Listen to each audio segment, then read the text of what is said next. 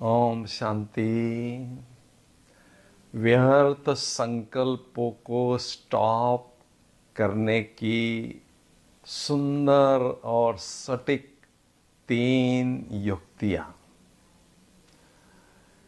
व्यर्थ संकल्प एक लीकेज के समान है।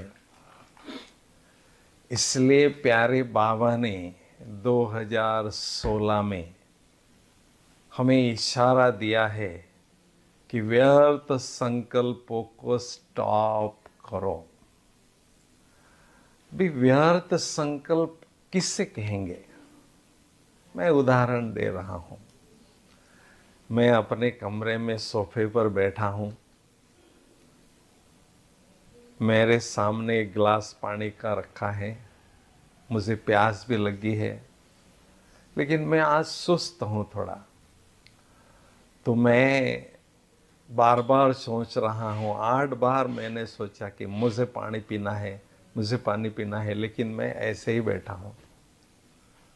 9वां संकल्प करता हूँ कि मुझे पानी पीना है, उसके बाद गिलास उठा के पानी पीना शुरू करता हूँ।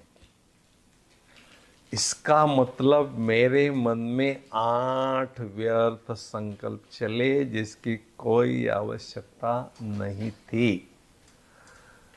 तो ये व्यर्थ संकल्पों से हमारी एनर्जी वेस्ट होती है और शक्तियों का स्टॉक नहीं होता है।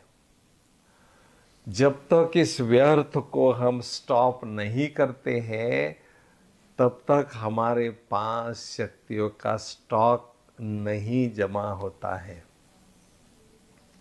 तो व्यर्थ संकल्पों को स्टॉप करने की बहुत सुंदर 3 युक्तियां मैं आपके साथ शेयर करना चाहता हूं।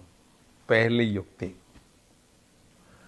अपने मस्तक पर फुल स्टॉप लगाना और जो भी व्यक्ति सामने आता है उसके भ्रुकुटी में फुल स्टॉप लगाना, अर्थात आत्मा देखना। हम दोनों ज्योति बिंदु आत्मा आत्मा, भाई भाई है और एक पिता की संतान है। बात खत्म। अगर हमने सामने व्यक्ति को आत्मा के बजाय देह के रूप में देखा तो हमारे मन में यूं ही 4-5 संकल्प चल पड़ते हैं। ये भाई का नाम ये है, ये भाई ये काम करता है, इस व्यक्ति में ये गुण है, इस व्यक्ति में ये कला है, ये अवगुण है, जिसकी कोई आवश्यकता नहीं। 4-5 संकल्प यूं ही चल पड़ते हैं। इसलिए आत्मा का फुल स्टॉप लगाने की युक्ति को अपनाएं। दूसरी युक्ति है, जब हमारे जीवन में कोई बहुत अच्छी बात होती है या बहुत बुरी बात होती है, तो हम कईयों को वो बात बताते हैं, घूमते हैं, फिरते हैं और बहुत व्यर्थ संकल्पों का तूफान हमारे मन में चलता है। अच्छी बात हुई तो भी कई लोगों को बताकर चलते रहेंगे, और बुरी बात हुई तो मन में बहुत उदास होंगे और व्यर्थ संकल्पों का तूफान चलेगा। इसलिए ऐसी परिस्थिति में हमें ड्रामा का फुल स्टॉप लगाना सीखना है।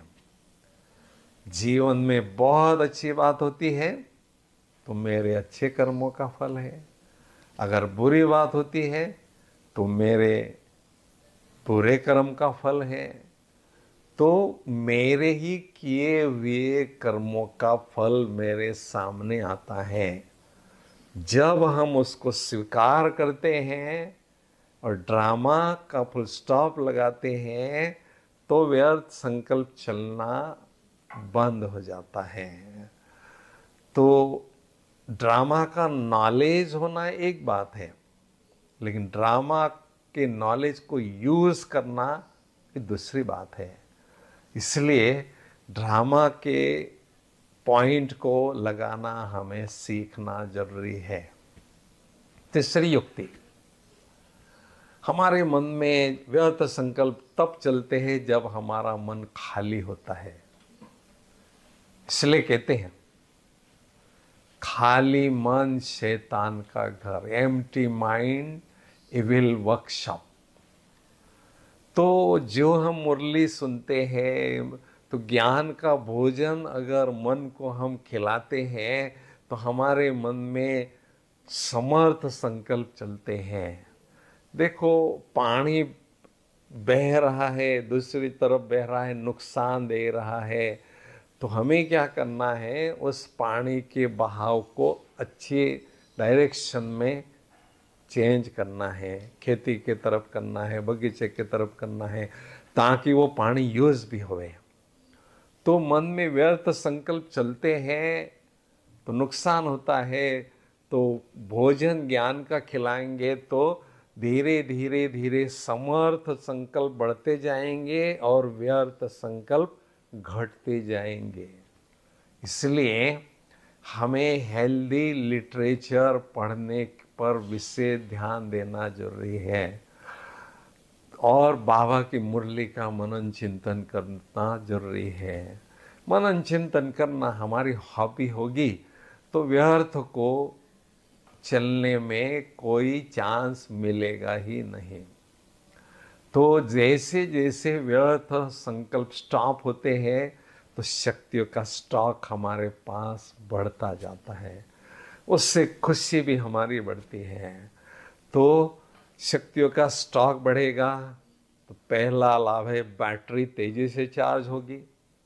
दूसरा लाभ है हम मनसा सेवा बहुत आत्माओं की कर सकेंगे।